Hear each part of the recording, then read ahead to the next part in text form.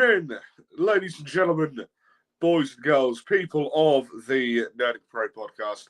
My name is, as per usual, Bobby effing Salazar, and with me on the line currently is none other than former certified pro wrestling heavyweight champion, none other than the Big Rig. Mr. Rig, Salazar. how are we doing this evening? Yeah, I'm all good, brother. I'm all good. Been a long day out on the road, but I'm all done for the night, so it's all good. So, sort of like introduce yourself to those watching the podcast. Then, who is the Big Rig? Sort of where did the Big Rig come from? Well, I mean, I started wrestling just over a year ago now. I was, a kid with a dream, as most of us were. And watched wrestling growing up, always been into it, always wanted to do it. Never really thought I could. It was never really, it was always a pipe dream, And then one day, whilst out walking around, bumped into Adam Paris. And just around that time, a few months previous, they'd started up a little wrestling school in Braintree. And it sort of all very quickly snowballed from there, I spoke to him a little bit about doing some training, whether I thought, am I a bit too old for it now? Am I too fat for it? Can I do it? Do you know what I mean? Am I too big to do it and all that sort of thing? And after a few conversations with him, and I popped on to a couple of shows and spoke to a couple of wrestlers, Tim Strange, Bulk, and said to them, like, what's the trick behind it? Can someone my age do it and all that? And they all said to go for it. So basically I did. I went to training the week after that, and things went along from there. And the Big Rig was pretty much born on that first training session. Like, I was straight in there and I loved it from word go. Training with a coach, great bunch of people, and found it was a lot easier to train than what I thought it was going to be. I thought it was going to be a lot more physically challenging for myself, but you learn and discover you can do a lot more than what you thought you could when you actually start doing stuff like this. So your first training session then, was there any nerves going into that? Like, oh, hell yeah. Oh, hell yeah. Yeah. Because, I was going into a room full of people that were, well, probably half my age, if not a little bit more, and definitely going in there as the biggest guy in the room. And, there's for someone like me, I don't always put myself out there.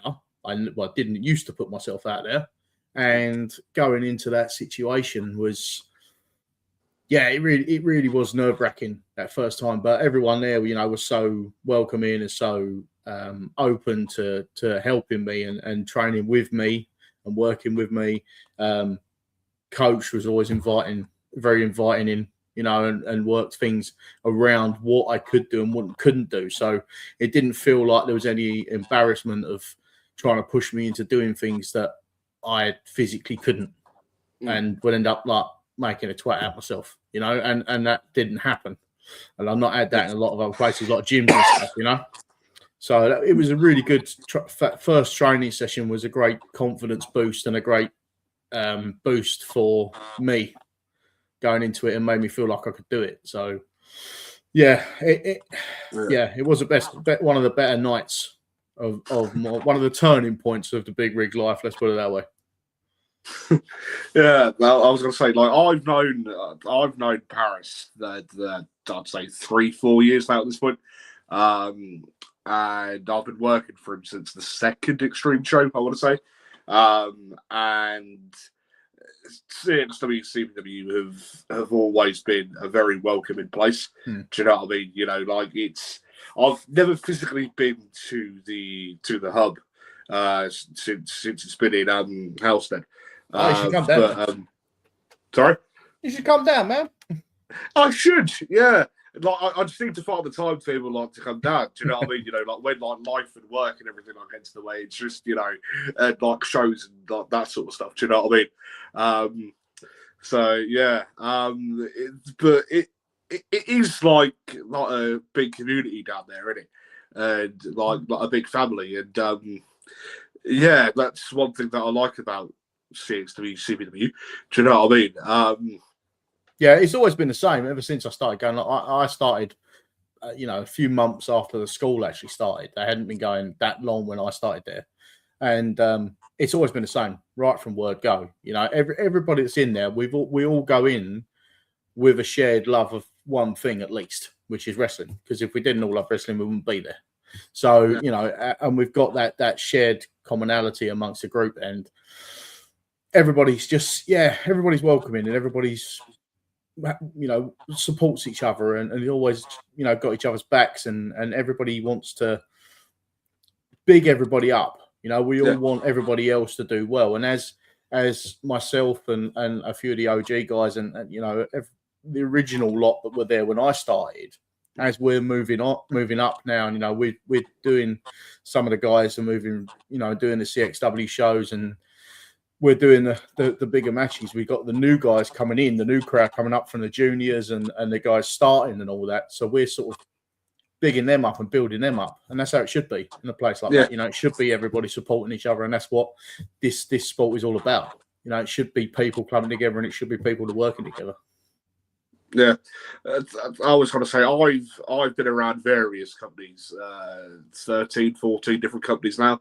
Like since I first started reffing, and to come across literal hundreds of people and what have you, like since I first started. And one thing that I hate are when people are just in the business for themselves.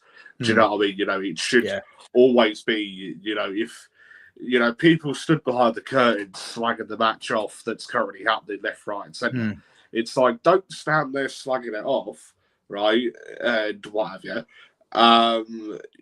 As soon as they come back to Gorilla, say, what was wrong with it, and like try to help them. Do you know what I mean? Yeah, don't constructive criticism. Cunt under the sun. Do you know what I mean?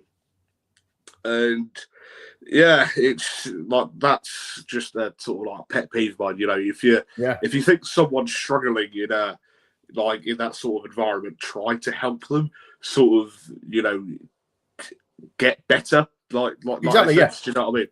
Yes, constructive criticism. You can stand there and, like you say, you can stand behind a curtain and go, "Oh, he's done that wrong. He's done this wrong. He looks stupid. Why has he done that? Why has he done? Didn't he do that? Didn't it?" Rather than that, wait till the guys come backstage, or guys or girls. Sorry, let's get that right. Guys or girls come backstage and say to them, like, "Oh, I saw you do that. You look really good, but maybe do this, maybe do that." I mean, I'm not in a position to really do that. I haven't been doing this long enough, but even for me to be doing it a year, you can still see if something you think, it's all about how you put it as well. Like if somebody comes backstage, and if you come backstage from a show and I said to you, "Oh, do you know what? That was great reffing that, Bob, but I think when you did that, if you'd have gone around that side of him, that might look better." I'm not a ref, so I don't know that personally, but I can look at it from a fan's point of view, and I can give you that constructive criticism rather than standing at the back going, "Oh, he's rubbish." Do you know what I mean? Yeah, exactly. It's all about supporting the next people up into the roster. Because at the end of the day, nobody lasts in this game forever. You can't do it forever because it batters your body at the end of the day.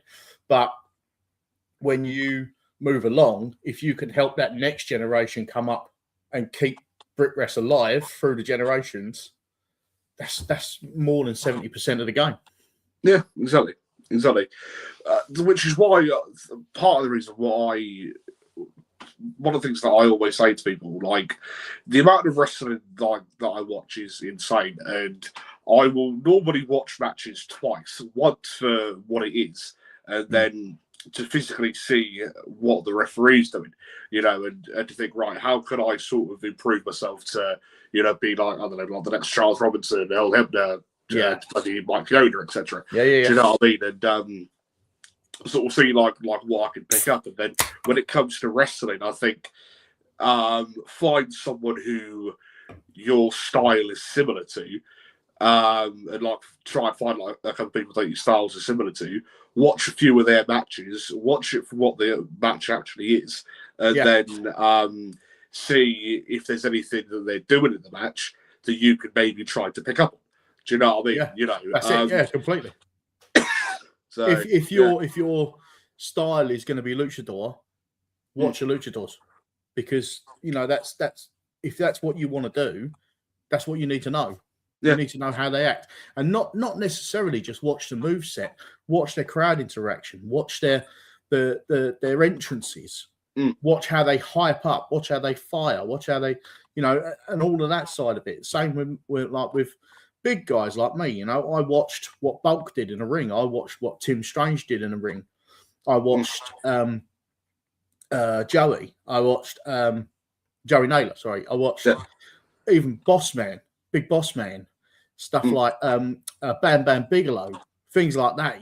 Heels and faces, and watched how they interacted with the crowd as well as how they done their moveset. Right back to the old days, got Giant Haystack, Big Daddy. Big Daddy could go out, not do a thing in the ring, and have a crowd in the palm of his hand because he was just that good. Yeah. And if I can imitate even 1% of what he managed to do with a crowd, I'll be happy in my career. Yeah, 100%. Which is, again, another bit of advice that I try and give. If you are planning your match out spot for spot, is everything going to make sense? Are you potentially going to cock something up? Are the crowd going to get behind it? Because it's never a bad thing calling it on the fly. Do you know what I mean? Yeah. Again, it's same with promo work, right? Again, like if you're trying to plan your promo out, word for word, improvise. Do you know what I mean? Like if you slip up, improvise. Do you know what I mean? Like it's never a bad thing to do that. Do you know what I mean? Right, yeah. I agree. Yeah. If you're going to do a promo, like maybe like bullet points, have bullet points of where you want to go with the promo. You want a start, a middle, and end of this promo. It needs to finish there. It needs to start there. Where you go in the middle, that doesn't necessarily matter as long as it makes sense from start to finish.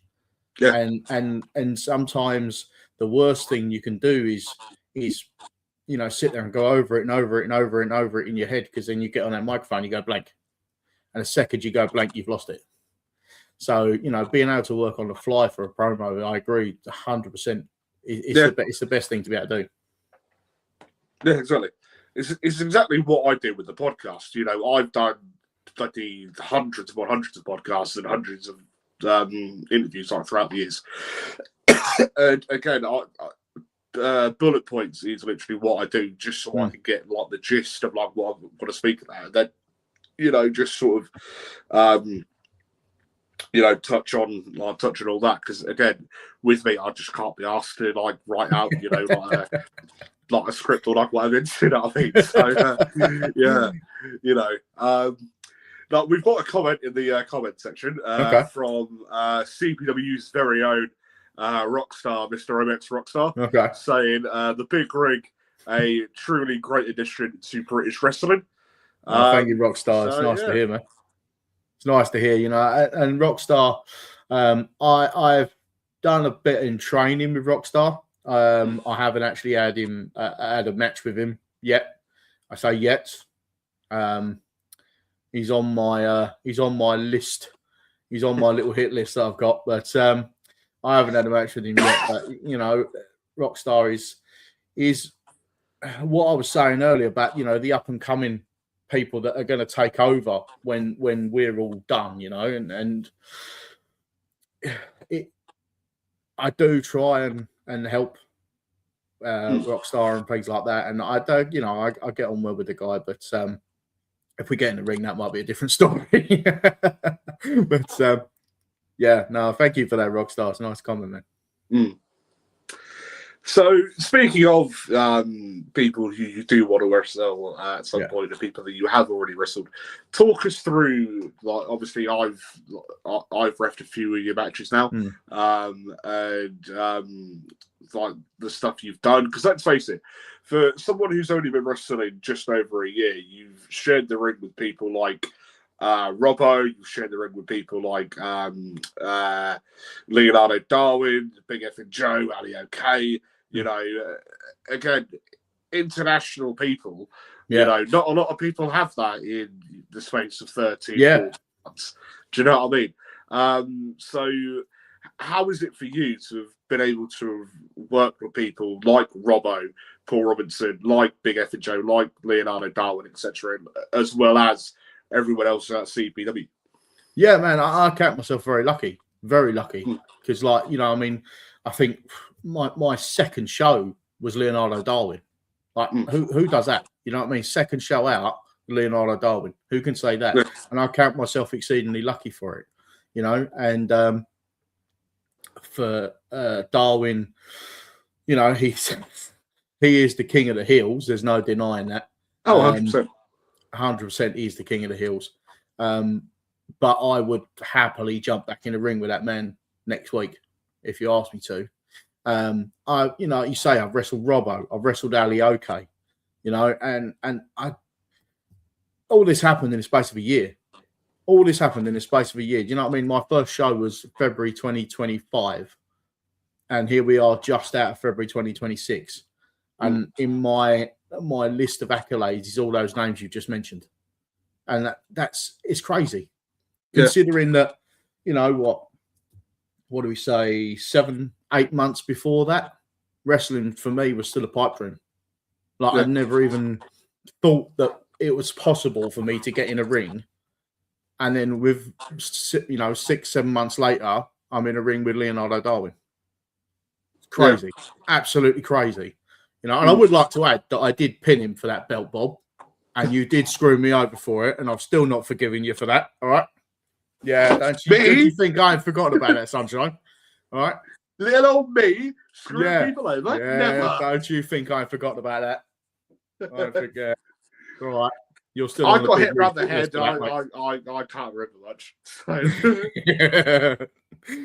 But yeah, you know, and getting you know, I was in a battle squads match with as you mentioned, Robbo, Big F and Joe, Ali OK, Darwin again in that match, and it's like standing across the ring from 4 BritWres legends, really.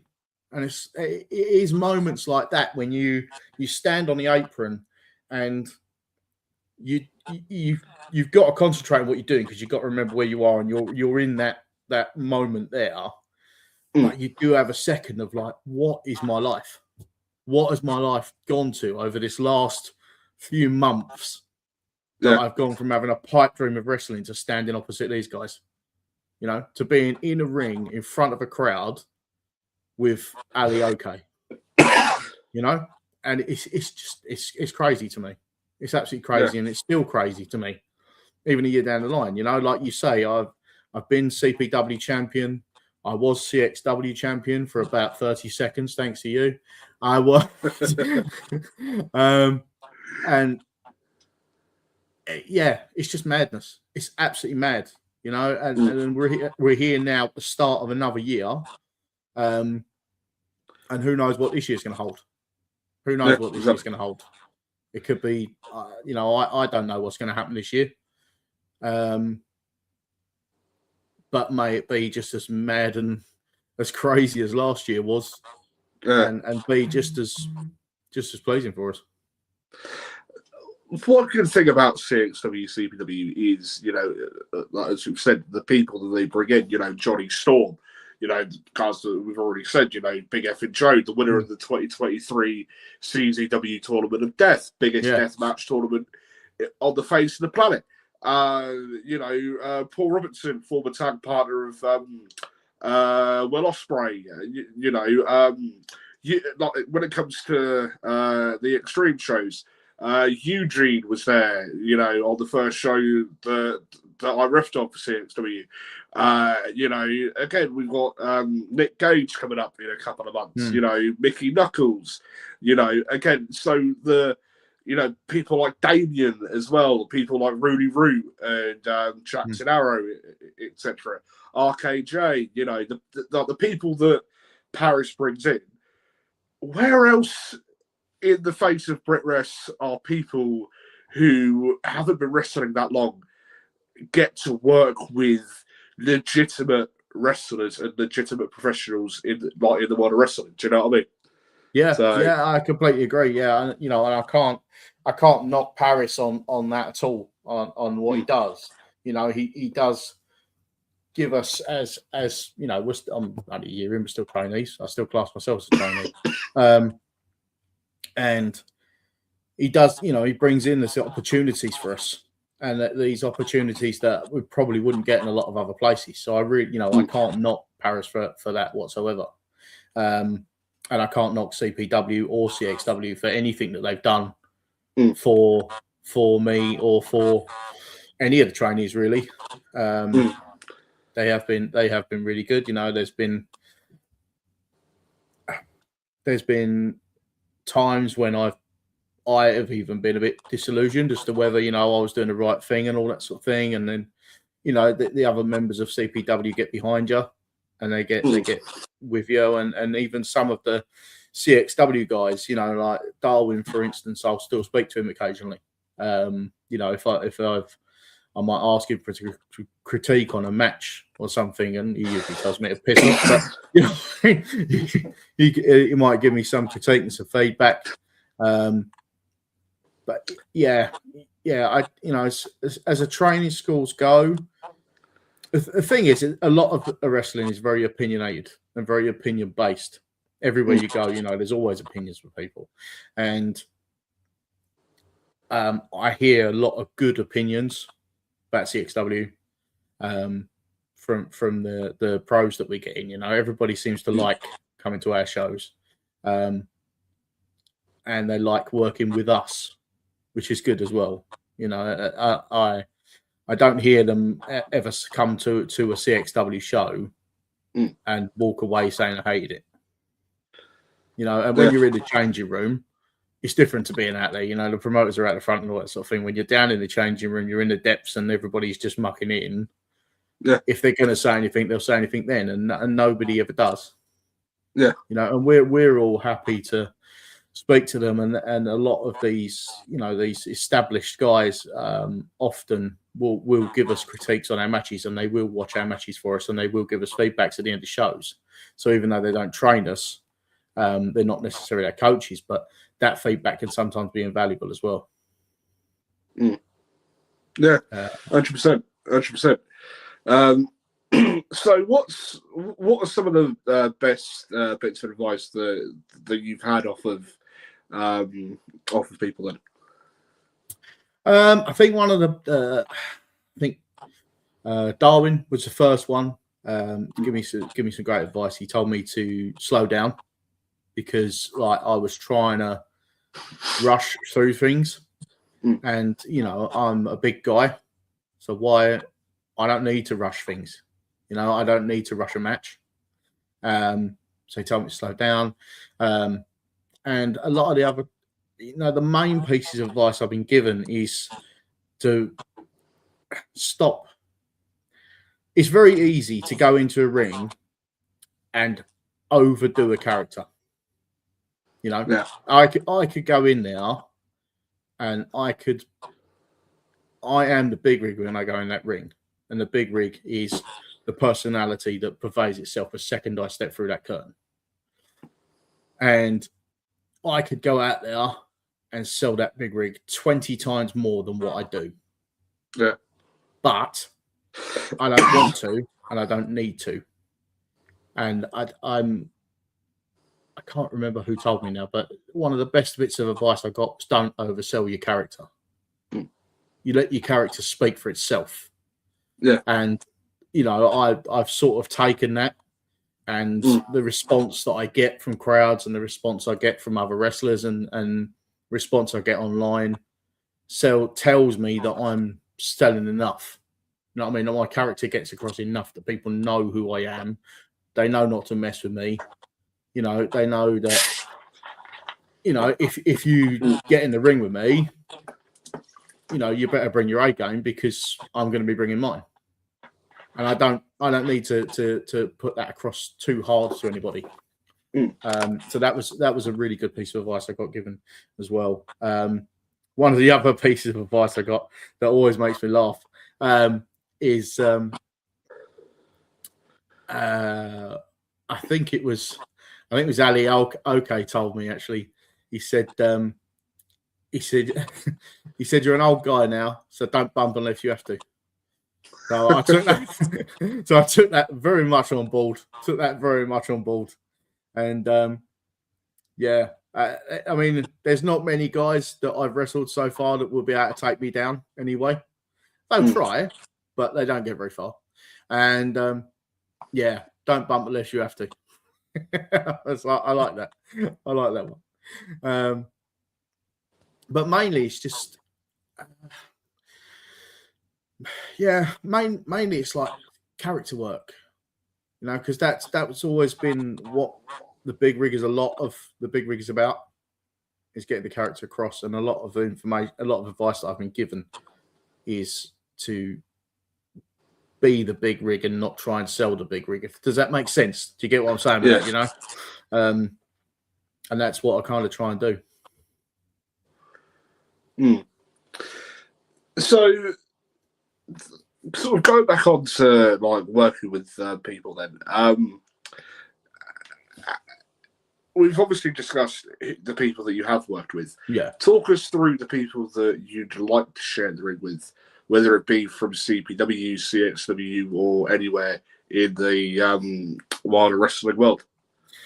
Oh, that's a tricky one. I mean, there's a few guys at CPW I'd like to have a match with. I'd like to have another match with Isaiah Jackson, because we only had the one, and that was right at the start. Yeah. And, you know, we've both progressed so much in training, abilities, and characters now.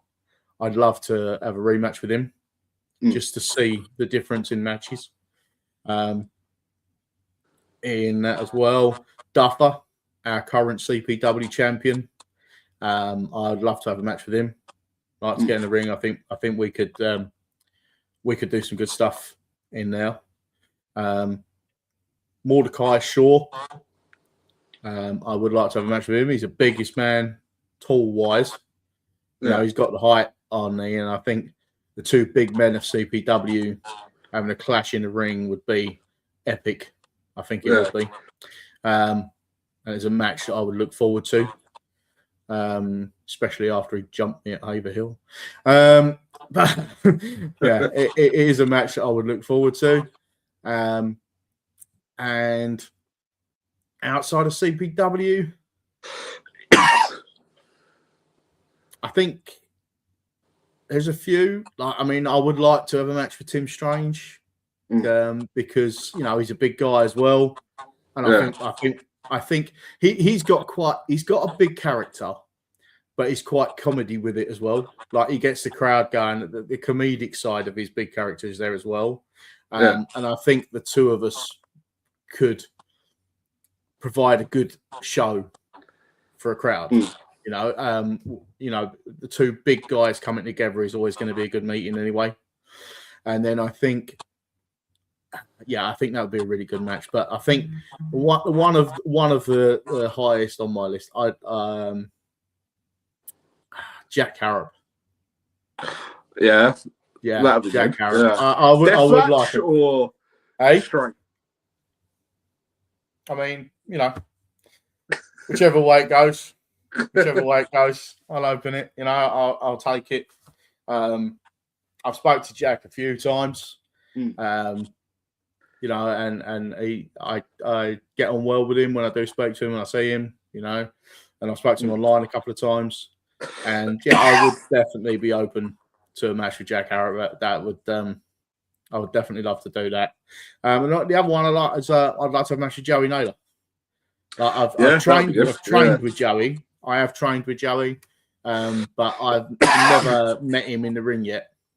And that is one that I would like to do. I think that would be a good match. Me and Joey Naylor.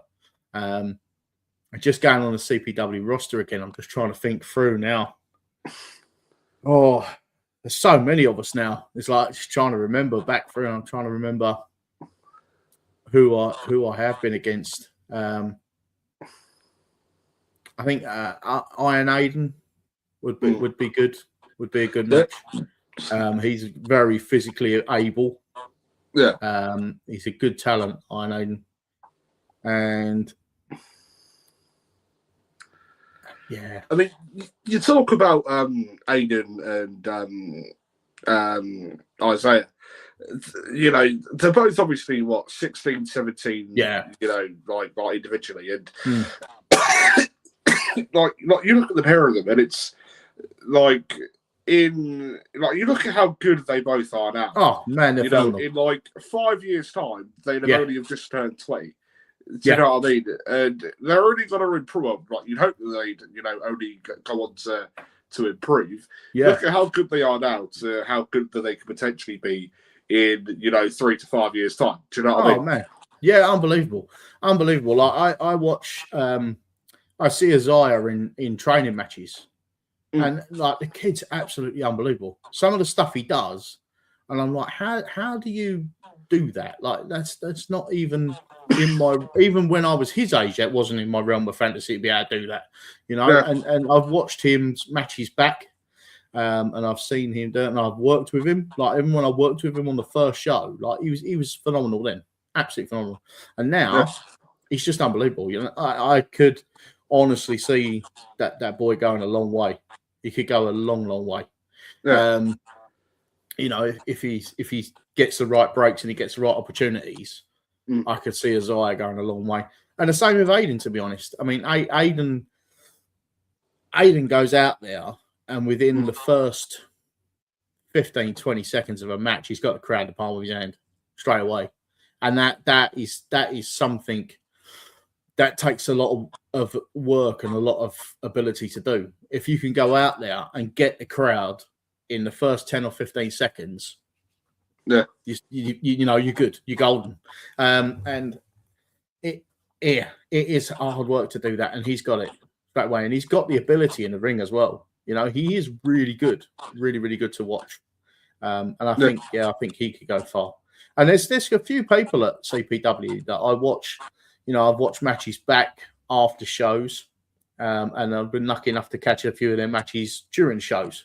And there is a lot of talent there. There's a lot of talent in the CPW locker room that could go a long way. Given the right opportunities, they could go a long way. Yeah, 100%. Again, this is why I've said in the year and a half I've been working for Paris, as I said, I've known him a hell of a lot longer, but in the year and a half that I've been working for him, it's the best part of, it's one of my favourite places to go, and because of the fact of how good everyone there is at what it is they do. Do you know what I mean? Like, as well as, just the community side of things and the friendship side of things. Do you know what I mean? And again, I think they're doing everything properly. Do you know what I mean? How schools should be run, how shows like our show should be run. Do you know what I mean? Because again, I'm forever seeing it where trainers are again they themselves can't wrestle, and when it comes to someone like Ali, okay, again, great talent, and again teaching people like yourself and so many other people, and they're getting along with things like that, and working like their own style for everything, and making like their own techniques and everything, and it's like that's all through CXW, CPW. Do you know what I mean? And it's again, it's sort of how CXW, CPW stands out. Do you know what I mean? And what I personally think makes there a hell of a lot better than a lot of other places in British wrestling nowadays. Do Do you know what I mean? And, Yeah. Yeah. And again, like we said, like the people that have come from CPW literally speaks for itself. Do you know what I mean? Yeah. Yeah, that's right. And, I mean, Ali Oke's been my coach from day one, obviously. And, you know, I've had a few odd sessions with other people when he's dared to take a holiday. How dare he do such a thing? You know, but Ali's been my main coach right from word go, you know, and I've got to hand it to the guy that I wouldn't do anything that I do now without him. You know, I can never take that away from him whatsoever. And I'm fortunate that I'm at the stage now where I will see him work with the lighter weight guys, you know, and they'll plan a sequence out or something like that. And if he hasn't, I'm at the point now where I can go off and go, right, okay, how can I modify that to be a big man sequence? You know, and I will go away and figure that out, show it to him, and they'll either tell me it's great or it's rubbish. Simple as that. And if it is rubbish, chances are he'll be able to turn it around and show me how I can make it better. So as a coach, you know, I really can't knock the man at all. And I won't let anybody knock him as a coach, you know, because like I say, without me and without him, and for a lot of the other guys, well, everybody at CPW, without him, like none of us would be able to do the stuff that we do. Even if, you know, we've took that base that he's taught us and gone off and come up with their own moves and come up with their own move sets, he still provided the ground and he still provided the base to put us up there. So I can't knock the coaching at CPW in the slightest, and I won't. Yeah, 100%. 100%. We've got another comment here from Rekka105 saying, up and coming legend, Big Rig Rocks, Y7 Dave. Yeah, that's big praise coming from him. I used to work with Y7 Dave. I know who that is. And yeah, for him to say that, normally he would come online and give her copious amounts of abuse my direction. So he must be in a good mood this evening. all in good taste, obviously. But yeah, he must be in a good mood this evening. Bless him. I'll probably get all the abuse on the phone tomorrow when he rings me up. Tells me what an idiot I looked on camera or something like that. Yeah. Yeah. So obviously, haven't spoken about, you know, the bits and pieces that you've already done in the past. What have you got coming up in the near future? Because I know there's a show coming up quite soon in Haverhill. 2 shows in one day, I believe, on the 12th of April, if I'm not mistaken. Yeah, that's right. So could we expect to see the Big Rig wrestle that day? You will see the Big Rig in the first of those shows on that day. I will be out there. There will be something going on at that show. I will be in attendance on that show. Yeah. And yes, the Big Rig will be in attendance. I have some business to attend to at that show, and it will lead on to future things. But yes, there is a piece of business that needs to be handled. Let's not forget, at the previous CPW show, towards the end of last month or whatever it was, the second annual graduation day, you were blindsided by Mordecai Shaw. Yes, I was. Yes. Is there any remorse? Like, do you hope there's any remorse from Mordecai for that attack? Or? I don't think there's any remorse, and I think, to be honest, it was a bit of a cowardly act from, you know, one of the biggest men in CPW, not the biggest man in CPW, because that's me, but one of the biggest men in CPW, and it was quite a cowardly act to come and attack me blindside like that. The thing is, Mordecai, like, if you wanted a match, all you had to do was ask. All you had to do was come and ask. But you chose to blindside me and come out of nowhere, and you took me out. Fair play. But that's what happens when I don't know you're coming. You're a big guy. It's going to happen, you know. But don't worry. Your comeuppance will happen, Mordecai. I have plans for you, my big friend. And April the 12th, there is big business to be handled. And that business is about 7 foot tall. So, as and when Mordecai ends up getting his comeuppance, will this lead on to you potentially going on a path to become 2-time CPW champion? Or what are your goals afterwards? After you finished this with Mordecai Shaw. Yes, once Mordecai's been dealt with and has learnt the error of his ways, I would like to see a title in my future this year. It is something I would strive towards. I do believe that lovely red belt hangs best on the big rig's shoulders, and it sits best on the big rig's dashboard, and that is where it should be. And at the moment, it isn't. It lies with our resident Viking, who quite rightly deserves the win he got, and quite rightly deserves to hold that belt. But how long he will keep it, well, that just depends on the future of the year, doesn't it?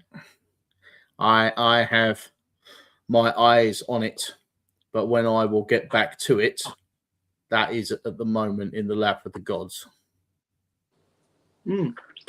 So let's not forget how you ended up losing that belt was through the gold standard JJ Gold. Yes. Has your have your differences with JJ Gold finished, or like? Oh no. No. No. You see, JJ Gold couldn't win a fair fight, so he had to resort to weapons and cheating. And I can't say cheating actually, because it was an Extreme Rules match, so he didn't technically break any rules, but obviously he couldn't finish the job himself. So the only way to do it was to strangle me out, and the only way he won that match was to literally knock me out, because he couldn't have kept me down otherwise. But I've JJ Gold. He is on the list still. He is on the back burner for now, but his time will come. His time will come when he will get back in front of the big rig, and I can't guarantee he's going to walk away from it next time. You only get away with choking the big rig out once. Yeah. And then payback comes back and bites you in the arse. Yes. Yeah. And when this big truck gets rolling and runs you over, you know all about it. Yeah. So JJ Gold, Mordecai Shaw, and practically everyone else on the CPW roster have been put on notice. Be warned. Yeah. Be warned, the big rig is rolling. Yeah. So, for those watching this podcast, where can people expect to find the big rig on various forms of social media platforms? Yeah, I'm on Facebook as the big rig. I'm on Instagram as _ the big rig. I'm on TikTok as the big rig. You might also find me as Chris the Trucker, which I used to be. They may come up under that, but it's now the big rig. And a lot of my wrestling shows are put up on there. There's a lot of promo stuff goes up on there as well. But my main socials would be Facebook and Instagram, and that is where you'll find like what my upcoming matches are, what I'm up to, training videos, and any other information about me, really. Sweet. So yeah, those of you watching, go and check the big rig out on all the social media platforms. So what's the best bit of advice that you could give to to those watching this podcast who maybe wanted to get involved with pro wrestling? Best bit of advice I can give you: find your local school. Don't waste time. Go and do it. Don't sit there thinking, I'm too old, I'm too fat, I'm too skinny, I'm too tall, it doesn't matter. None of it matters. It doesn't matter if you're 2'4" or you're 8'3". It doesn't matter if you're 26 stone. It doesn't matter if you're 6 stone. Just go and do it. It'll be the best thing you ever do. You know, even if you go and you never set foot on a show, go to training. Go to be around a community of people. If you know, I can't guarantee that every school is going to be like CPW. I can't guarantee that every show is going to be like CPW. But if you find one that is, you will end up with a group of friends. I've met my best friends through what I do now. And I've met a lot of close friends through what I do now that I wouldn't have known before. My own confidence is way miles high than what it ever used to be because of what I do now. My fitness level, although it doesn't look it, is a lot better than what it ever used to be. I can do things I never dreamed possible. My first training session, July 2024, I limped into the training room with a duff foot, a ruined ankle, pretty much knackered back, and completely unfit. Like I wouldn't have been able to run across a ring without getting out of breath and being completely knackered. And within 2 to 3 months, I was walking right on my foot again. My knee felt better. My hips felt better.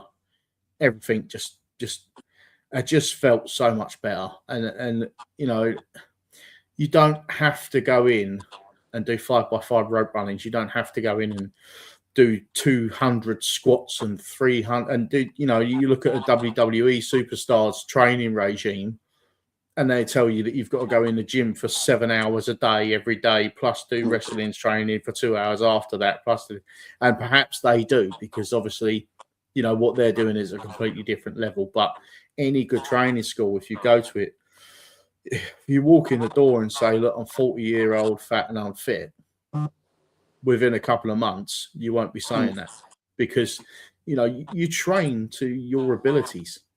That's one thing that Ali said to me right from the start, is that we'll train you to your abilities, but you'll find that your abilities will improve as you go along. And they have 100%. You know, when I first started, I probably could have, if I'd have done a match 2 months after I started, I probably could have thrown a clothesline, maybe done a couple of elbows, couple of strikes and whatever. That would have been about my lot. Whereas now I can do so much more than that. So much more than that. And yeah, it's the biggest piece of advice I can give is don't sit there and wonder if you can do it. Just go and do it. Find a school, go and do it. Even if you go to that school and you discover, do you know what? I can't do this in-ring stuff. I can't do that sort of thing. Do something else. MC, be a referee. You know, ring crew. You know, if you're doing training, there's so many ways people can be involved in wrestling that you wouldn't even think about. You know, and if you've been a fan that long, and it's something you want to do, just go and do it. Don't waste any more time. You know, don't waste any more time. Even if you're 60, 70 years old, you've loved wrestling your entire life, but at that point, you know, you can't get in the ring and do it. Go and MC. Go and shout down the microphone. Be a manager. You know, come and be a manager. There's so many ways to be involved for anybody of any age. And, you know, I will promote BritRest to anybody to go and do that wants to be involved in something. You know, if you're having times where you don't feel on top of the world, where your mental health is suffering, you know, where you're not feeling like you're wanted anywhere. And, you know, we've all had those times. You know, I've had those times. Everybody's had moments in their life where they don't feel wanted and they don't feel like they're in the right place. You know, any time that I've had that has usually ended up with me going training by the end of the night. You just feel so much better, you know, and not necessarily because of the training, but just because of the people around you. You know, every night, every time I walk through that training room door, there isn't one person that doesn't turn around and go, "Hey, Rig, how you doing, mate? All right?" You know, you find me a gym that does that. Yeah. You find me a gym you walk into where people on a treadmill will turn around and go, "Hello, Rig, you all right, mate?" Never happens because everybody's on their headphones and everybody's too involved in what they're own doing to notice anybody else, which is fine. If that's that's what they like to do, then fine. But if you want to be in a community and you want to be involved in something with a shared passion that everybody has, go and find a wrestling school and do it. Yeah, exactly. Like, you never know if you're able to do it unless you physically go do it. Do you know what I mean? And that doesn't just go for wrestling; that goes for everything. Do you know what I mean? Yeah. You know. And yeah, and it's exactly the same with me. You know, before I started, you know, my social levels were bollocks, to put it bluntly. And whereas now, you know, I'm forever being told by people that, you know, I'm a lot more outgoing and I'm a lot more outspoken than what I was, you know, 6 months before I'd started.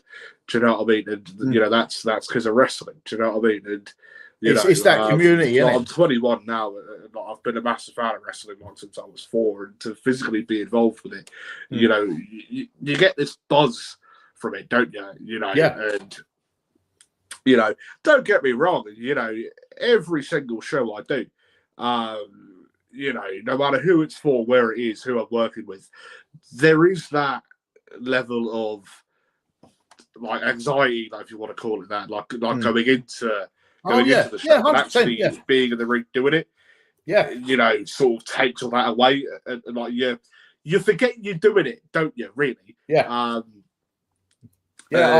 completely agree. You do completely forget it. But I think you'll agree. Even as a ref, like, I don't know if you get it as even as a ref, but it's that feeling when you stand in the middle of that ring with people around you chanting your name. It's the biggest buzz you'll ever have in it. You know, I mean, I've been in the ring with you when people started chanting Bobby, and God knows why. People started chanting Bobby and all that, you know, and it is a buzz, isn't it? It is a high, you know, and people chase that high. I mean, I know I do. You know, I love getting in the ring. I love working the crowd up and getting the crowd to chanting, you know, Big Rig, or even if it's chanting the opponent's name. You know, if you're working that game and you wanted to chant your opponent's name, if they do it, it's still a buzz. You know, and it is the biggest buzz you'll ever get, and you can get that. This is why I say, like, get involved any way you can, because as a referee, you can get that. You know, there's been some shows that people are chant your name because like you've stopped somebody doing something or something like that, or you know, or if you've got a manager out there, you know, people get on the manager's side. You know, we did a show. CPW done a show. Was it end part of last year? And I don't know if you were at that one, but JJ Gold's manager, Grandad, came out, and he got the biggest pop of the night. You know what I mean? But we all loved it. You know, it's the biggest high in the whole show, and that's you know, that's why you want to get involved. That's why I say get involved in it, like the community and the hype of it all. The hate to use this word, and I'll get a lot of backlash for using this word. I know I will, but the theatre of it, you know, that part of it is such a buzz, a buzz. And for anyone that's struggling mentally, or for anyone that's finding life tough, I can't think of a better community to get into. a better community to be involved with. Yeah. You know, because like I say, you know, at CPW anyway, you know, we all look out for each other. We all look after each other, you know? Yeah. I mean, wrestling, you know, it's that sort of community where you look at football, you know, it's people like all the time, you know, physically, you know, beating the shit out of each other just for supporting a different thing, you know. Politics, again, you know, I'm big onto politics, but again, I wouldn't want to fall out with someone over their political beliefs or their religious beliefs or whatever, right? As when it comes to all that, I don't care, right? Yeah. You know, I'm a football fan, I'm a massive wrestling mark, you know, I'm massively into politics. I'll probably say that I'm more into politics than what I am wrestling, but that's besides the point. And yeah, whereas all these other bits and pieces, you get people that physically, you know, completely refuse to conversate with someone for having an entirely different belief in them or like whatever. Whereas in wrestling, you completely forget about all the bullshit going on in life. Yeah. You know, whether you disagree with people or not, it's that sort of thing that completely distracts you from all the shit going on. Do you know what I mean? You know, and that's one thing that I will always credit wrestling for. Do you know what I mean? And yeah, like if anyone wants to slag wrestling off, but sorry that it's shit, I have one of them. And yeah, you know, like I say that all the time. Do you know what I mean? Yeah. And people I've heard people say that as well. You know, people slag wrestling off and oh yeah, but it's just fake, and oh yeah, it's this, and you know, why'd you bother doing that? Why'd you watch EastEnders? You know, you watch EastEnders because you love the storyline, you lose yourself in it. People it's exactly the same thing. Exactly the same thing. Yeah. And yet you don't slag EastEnders off because that's your program. You know, we are their EastEnders, if that's the way you want to look at it. You know, and that's the way you want to do it. But we're EastEnders plus because we're live. We tell a more involved story, and personally, I think EastEnders is rubbish. So that's just my opinion. But you know, I think people who slag wrestling off just don't understand the whole concept of it. They just see win-win action. They don't see what it does outside. You know, they don't see all the juniors that we have that come to training, the junior classes that turn up to training week after week, and they do their training, and they're all kids that didn't know each other before. Well, most of them didn't know each other before they went there, and now there's, you know, friendships forming out of all of them. And if they're coming to training and they're doing that and they're making friends in there and they're talking to their friends outside the scene, they're not going down skate parks smashing up bottles. You know, they're not out causing havoc and demolishing stuff, you know. And the benefits far outweigh any of the bad points for me, and that's why in answer to your previous question, I will always say, if you've had that dream as a kid, go and do it. Don't 100%. Hold your kids back from doing it either. Like, you know, if you've got an 8, 9, 10-year-old running around with wrestling action figures saying that he wants to do it, let him try. Exactly. What's the harm? You know, he's not going to suddenly. No, none of the trainers that I know anyway are going to take him straight into a wrestling ring and start slamming him down on mats because he's not old enough to do it. But you can still be involved. You can still do it, you know, and don't hold kids back from doing it. If it's not your thing, fine, but it might be theirs. And that might be the turning point in their life that keeps them, you know, helps them through school. It might help them through other struggles that you don't know that they're having, you know? Yeah, exactly. You know, and again, I'm in exactly the same position. You know, as I've said, you know, I've, you know, worked for 13, 14 companies now. You know, worked with, as I said, hundreds upon hundreds of people. You know, again, people from, like abroad who've come in to do certain shows, and through the podcast, I've become friendly with people from Canada, the States, like all over the place. Again, people who I never would have crossed paths with, because again, they don't live in the UK. People who I physically met to doing shows and everything, and they're doing these who I've become friendly with. Again, wrestling brings people together like that. Do you know what I mean? People from thousands of miles away you can meet. Do you know what I mean? And come with, and again, like as you said, there's a million and one more things that people could be doing. A hell of a lot worse things to be doing. Like with the time, people that I grew up with, a lot of people are either on tag, they're banged up in prison. I'm only 21, and people that I was in like history class with and like maths class with, like behind bars in prison, and been locked up for being fucking rubbings and everything. Whereas again, I'd rather be wrestling than getting myself involved in all that. That's right, and what have you, and so. And there's the safety and the discipline side of it as well. Like, if you've got kids that are into wrestling, and you've got kids that that they want to, kids are kids at the end of the day. If they see WWE doing the moves, they're going to want to do it. They're all told, do not do it at home. As a parent myself, I will be telling my little one, look, you see me do it, but you do not do it because you don't know how to do it. And the parents will always tell the kids don't do it and all that sort of stuff. But if the kids are that into wrestling that they're going to do it anyway, surely is it not better to take them somewhere where they're learning to do it safely, where they can have that outlet to copy their heroes, the superstars they watch on telly, and they can do it safely, supervised, and the discipline that they'll learn whilst doing that, because the coaches don't muck about, because if the coaches mucked about, the kids will get hurt, and nobody wants the kids to get hurt.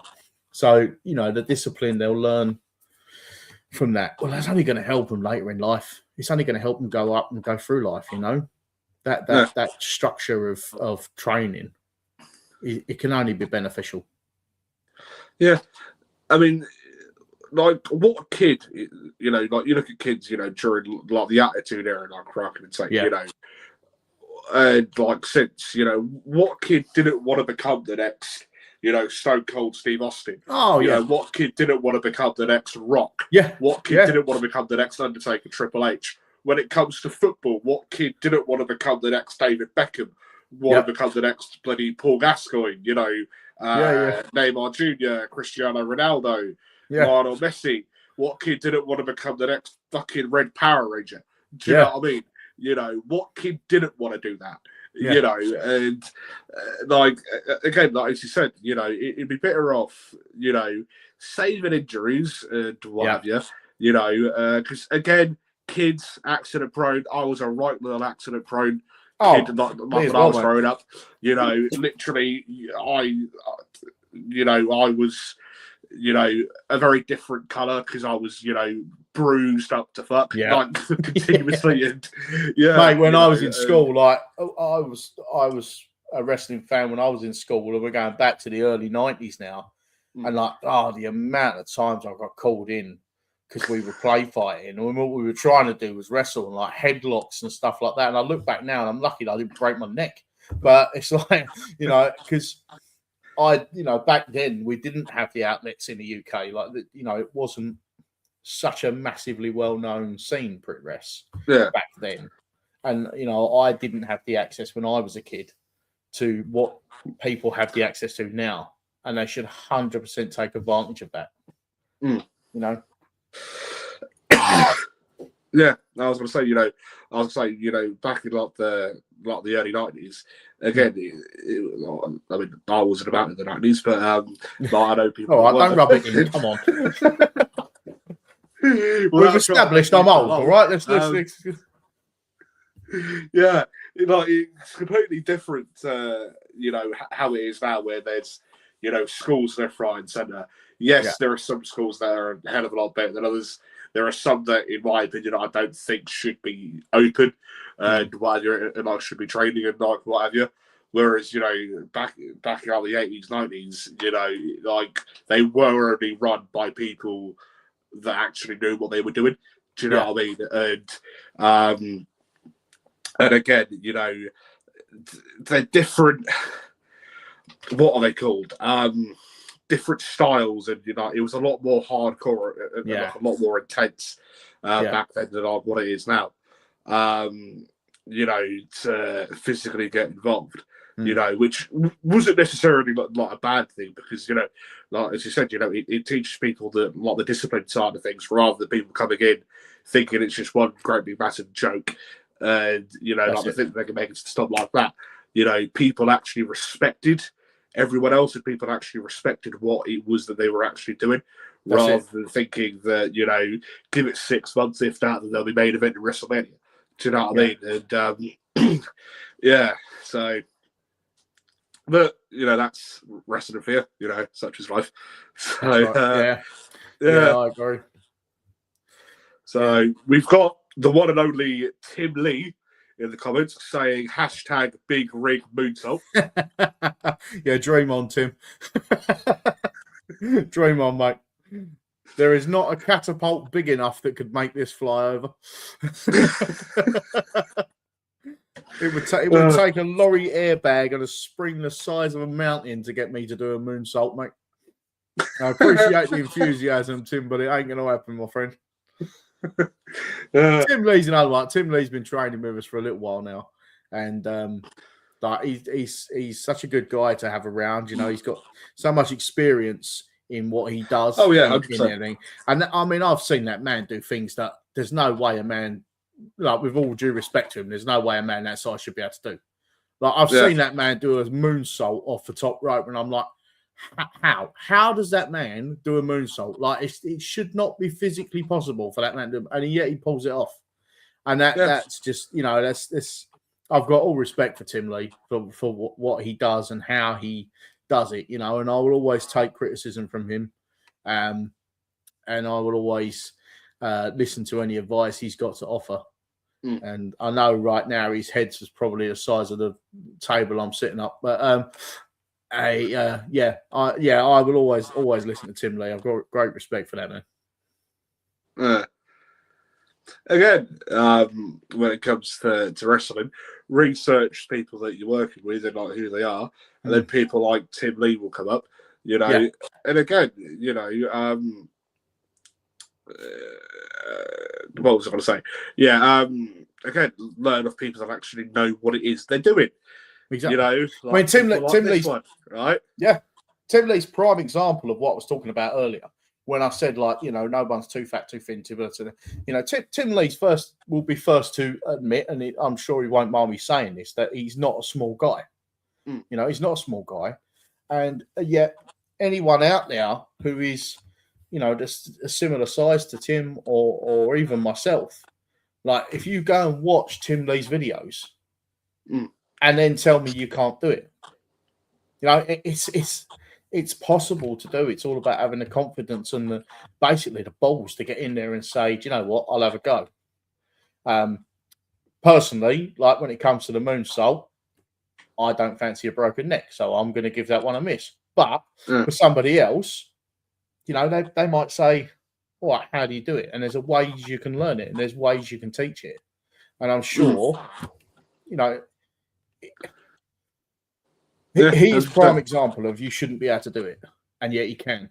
So don't ever hold yourself back, Yeah, exactly. So speaking of the Neville from earlier, Mr. Rig, we've got Sean Edmonds, better known to the wider world as Mordecai Shaw, saying Big Rig. Yeah. Yep.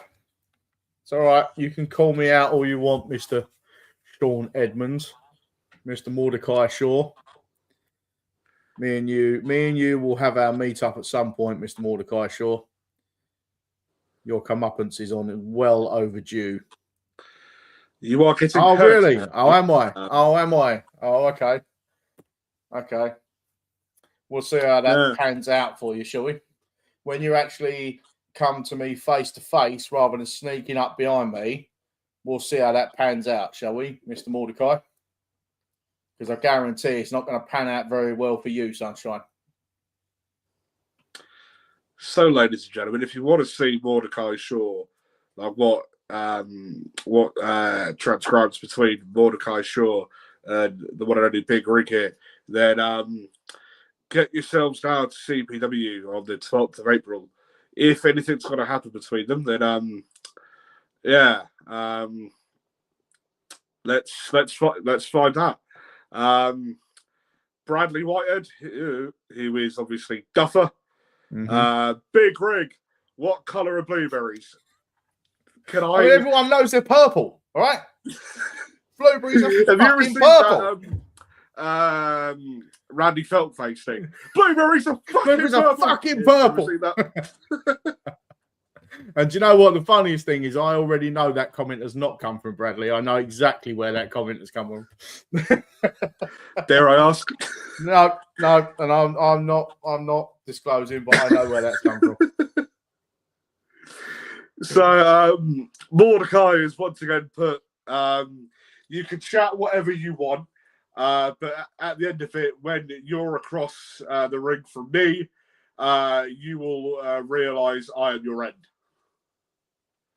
I tell you what, big boy, you bring your A game, yeah? You bring your A game. You got one sneak attack on the rig, and you took the rig down once, but you couldn't do it face to face, could you? Hey? You couldn't do it face to face. You had to sneak across the ring. You had to come out of nowhere, and you had to take me out after I'd already won a match anyway. So no. Like I say, you bring your A game, and we shall wait and see what happens when we stand toe to toe, shall we? So, as I've said, ladies and gentlemen, get yourselves to CPW and their upcoming show. Their upcoming shows to see what transpires between all this. So, Billy, the bastard's put me on the spot, saying, Bobby, you can ref the match between them. Oh, thank you so much. Oh, come on, Bill. Where's your sense of adventure, man? Look, I only squashed Bobby once, all right? But I think that this could get tasty. I only squashed Bobby once. He's still alive. Yeah. So, yeah. Any final words for Mordecai Shaw, Mr. Rig, or for anyone else? Mordecai Shaw. Watch your back, son. Watch your back, because a big rig's coming for you. And I know, we all know you're not exactly mentally stable. But if that means I have to take that road to that dark place that I visited before to take you out, have no fear, my friend, that I will do it.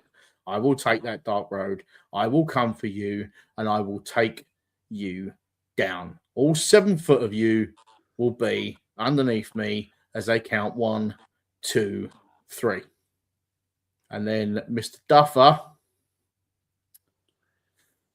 keep close grasp on that belt, my friend, because at some point the big rig's coming back for it. Once again, you've all heard it here first, folks. So Sunday, April 12th, 2 shows, 1 day. CXW International Affairs, CPW New Era, all right, at the Haverhill Arts Centre. 2 shows, 1 day, if I'm not mistaken. Yep. Yeah, there is 2 shows, 1 day, yeah. So, yeah, get yourselves to that. Also featured on the CXW International Affairs side of the show. I'm actually working with the guy on Saturday in Bury St Edmunds. Internationally known Richard Holiday will also be featured on there as well. Former MLW Tag Team Champion alongside AEW Sensation, Maxwell Jacob Friedman, MJF, as well as countless amounts of other people as well. Eric Draven will be there, Josh Craig, Brett Semtex, Ali OK, The Big Rig, Duffa, Mordecai Shaw, and so many others. The Wonder Kid, Johnny Storm, as well, the legend of Brit Rest, and so many more great talent. Billy, once again, has put, I'll stick the death matches. I'll stick to the death matches, but that one's too scary for me. Oh, dear. Don't worry, Bill, I'll look after you. You and Ben can stick to the death matches. Thank you. So I just remember the first time I actually worked a death match show. I ended up getting hit round the head with a ladder, courtesy of Saxon Huckley, and yeah. So sort of put you off a little bit after that, did it? Sorry. Sort of put you off a little bit after that, did it? Well, it was like it wasn't deliberate. It was like an accidental thing. Like I was kind of in the way and got hit. So yeah.